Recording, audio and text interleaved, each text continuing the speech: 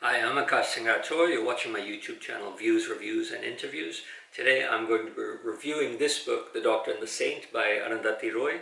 It's subtitled The Ambedkar-Gandhi Debate, Caste, Race and Annihilation of Caste. It was published by Penguin in 2019 at a cost of Rs 299.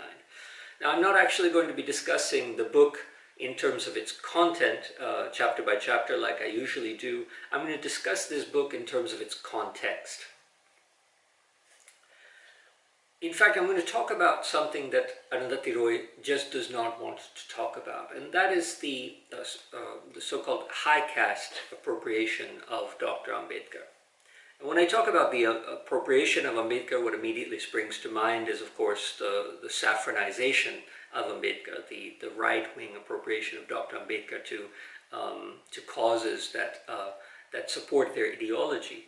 Now, for example, misquoting Ambedkar's writings on Pakistan in order to present Ambedkar as anti-Muslim, or gestures like these that are constantly coming out from the right and have been for the last 5 to 10 years. Instead, I'm going to talk about the left-wing appropriation of Dr. Ambedkar. Now, this is the very same left that from 1970 to 2000 was totally silent on Dr. Ambedkar. I've written elsewhere about the way that subaltern studies, this leftist historiography, was totally silent on Ambedkar for years and years, and it took a great deal of effort for them finally to even associate Dalits with subalterns. So there are a lot of great scholars that can be implicated in this recent left-wing appropriation of Ambedkar. The same community that was completely silent from the 70s to 2000, suddenly there's a proliferation of academic work from these people. Partha Chatterjee, Ajay Skaria, Ananya Vajpayee, Aishwarya Kumar, let's say going right up to Arundhati Roy herself, or going right up to me, to Singh Rathore, who I've also been accused of appropriating Ambedkar, and it's a serious charge that has to be, that can't just be dismissed without real consideration and argument. Now, why I refer to this group as appropriators, as opposed to how they refer to themselves, like, comrades in agitation and so on. The reason I refer to them or us as appropriators is fairly straightforward. We are the ones who publish with Penguin, with Oxford, with Harvard, with Stanford. We publish readily on Ambedkar with publishers where Dalit scholars themselves are incapable of getting access. We as a result of these sorts of publications, our own academic careers get catapulted forward. We gain distinction, we gain academic credentials, and at the same time, Dalit scholars not only do not earn these distinctions, but in fact are accused of the opposite, are accused of identity politics. So someone like myself publishes on Ambedkar. I can publish with Penguin, or I can publish with Oxford, or what have you. I get invited to lit fests. I'm keynote speaker at conferences, and invited to different sorts of events to speak, pontificate on Ambedkar. At the same time, and of course, I should mention something, deeply important. The Ambedkar chairs, not only in India but especially abroad, get filled then by these so-called high caste Ambedkar scholars. The Ambedkar chair at Columbia University, for which the Indian government spent a fortune of taxpayer money, has never been filled by a Dalit intellectual. It's always exclusively high caste scholars.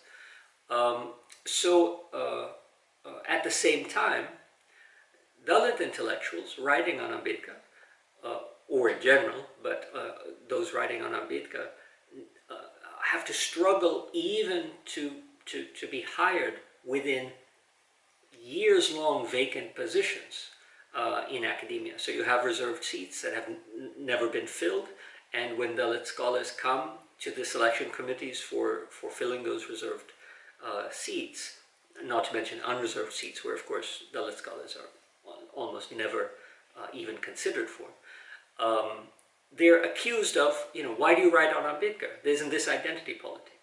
So it's not only that high caste scholars get rewarded for working on Dr. Ambedkar, it's also the case that Dalit scholars have a punitive result for working on Ambedkar. And this asymmetry is not only obscene, but it is the reason that we have to really take seriously the accusations of appropriation, irrespective of where your heart is. There's a system, there's a structure in place, and personal motivation is not all that counts within a system like this.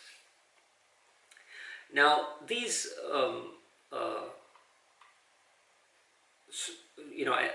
I called this group J-Beam Come Latelys. This group eats up literature such as Arundhati Roy's book. But when the original was published, and that is back in 2014 by Navayana Press, publisher owned by, high caste publisher, we can say. When Roy's Doctor and the Saint was originally published as the introduction of this critical edition of Annihilation of Caste, there was a great uproar by Dalit community. So that uproar opposed several things about the way that this volume was created, and pinpointing Arundhati Roy's introduction to Annihilation of Caste, which, we use this expression, needs no introduction. But anyway, Annihilation of Caste certainly needs an introduction to non-Dalits. And so this book was largely written by and for the upper caste. When this work came out, Arundhati Roy's introduction was, of course, 3 times as long as Annihilation of Caste. It was also obsessively concerned with Gandhi. So you get all of these annoyances that are properly and forcefully articulated by Dalit intellectuals and activists, that this work and this introduction is typical of the high caste appropriation of Ambedkar. Now, I was conflicted when this book came out, precisely for the reasons that I just mentioned. The Dalit intellectuals and activists, like writing in Roundtable India and other venues, were quite right about what they were saying.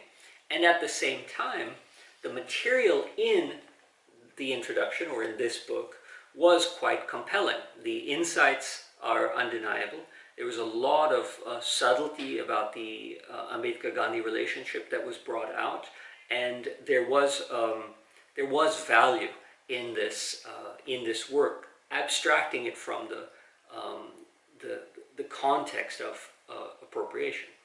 And so, at the time that this book came out, I was thinking, had Arundhati Roy simply published an independent book, The Doctor and the Saint, I think it would have been universally appreciated. But since it was the framing within this, framing Ambedkar's Annihilation of Caste, being 3 times as long, being obviously oriented towards a high caste or non-Indian white community and so on, these were the real defects. So I was thinking, had it just been published like this in 2014, I think we would have seen this as a very, very valuable contribution. Now, I think this this opinion of mine is in a way confirmed by certain essays or pieces written in Roundtable India itself. Karthik R.M. Wrote this, and I'll just read what he had written in RTI. What those defending Roy should realize is that what is being contested is not Roy's right to write an essay on Ambedkar. I'll add here that I enjoyed reading the essay for the stuff on Gandhi. It is the framing of Ambedkar that is being challenged. All right, so I think that it was historically a missed opportunity. Now, 5 years later, Arundhati Roy has delinked her writing from the framing of Ambedkar's own, and not a single word has been changed. Although this edition does carry a new preface.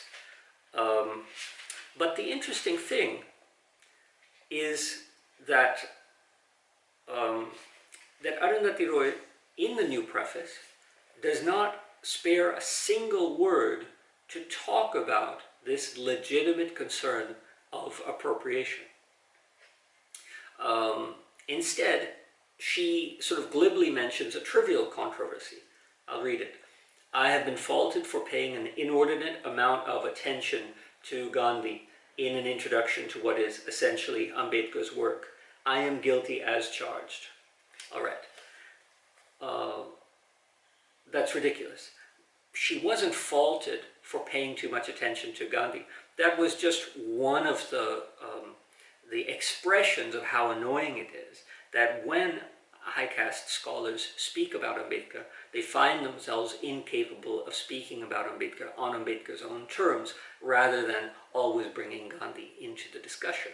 That's merely an annoyance, but it is not what the heart of the issue was. The fact that Arundhati Roy reduces all of the sophistication of the discussion and accusation about high caste appropriation of Ambedkar, reduces it to, I was faulted for talking about Gandhi, smacks of real bad faith here. And I think, that Arundhati Roy did not take advantage of this opportunity, this new publication, the new preface, that she did not take advantage of this new opportunity to set things right with the Ambedkarites with whom she repeatedly claims alliance, shows us in a way that what Arundhati Roy has done in this new edition of The Doctor and the Saint is essentially to flaunt her social privilege. All right, so that's my assessment of The Doctor and the Saint by Arundhati Roy. Again, as I mentioned, I don't go into the content. I wanted to go into the context, because this is something that doesn't get out into book reviews generally. I mean, I should contextualize that also into book reviews, for example, that are published in the prestigious publications for the reasons that I had mentioned before. You can find all of these criticisms on the Roundtable India website and other websites, blogs, journals, and articles by Dalit scholars and intellectuals and activists. If you like this kind of content, book reviews, views, and hopefully future interviews, please press the like button, and I'd like you to subscribe as well and click on that bell icon so that you're notified of future videos. Thanks.